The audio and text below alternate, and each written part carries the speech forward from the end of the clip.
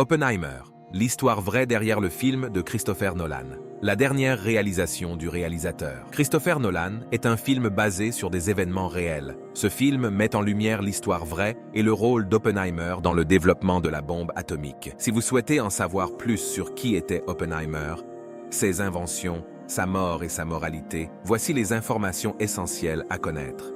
Oppenheimer, un physicien extraordinaire. Oppenheimer a acquis une expérience et mené des recherches qui l'ont conduit à se consacrer au développement de la bombe atomique. L'un de ses anciens professeurs l'a recruté après ses études dans différentes universités prestigieuses. Cela lui a permis de contribuer au projet Manhattan, approuvé par le président Franklin Roosevelt. Rapidement promu, Oppenheimer a dirigé un laboratoire d'armes secret, l'invention de la bombe atomique.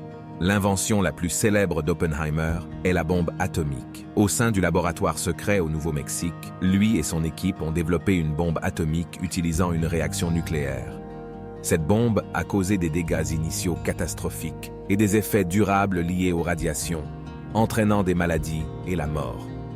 Oppenheimer est devenu célèbre pour sa citation de la Bhagavad Gita. « Je suis devenu la mort, le destructeur des mondes. » On a utilisé les bombes atomiques contre le Japon. Elles menaçaient les États-Unis et leurs alliés, aboutissant à la destruction d'Hiroshima et de Nagasaki.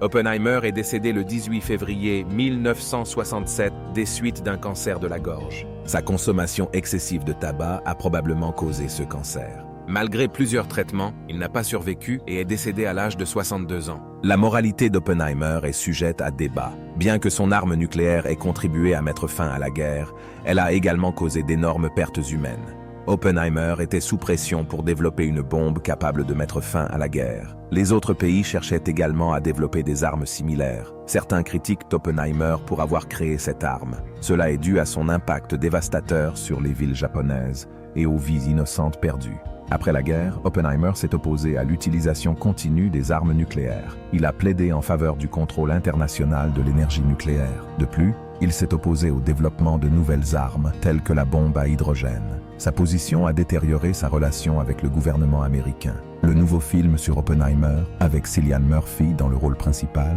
offre une exploration intime des conflits. Le film présente les défis auxquels l'homme a été confronté tout au long de sa vie. Raconté du point de vue à la première personne, l'histoire permet au public de s'immerger dans les pensées d'Oppenheimer. Le film a le potentiel d'être une tragédie.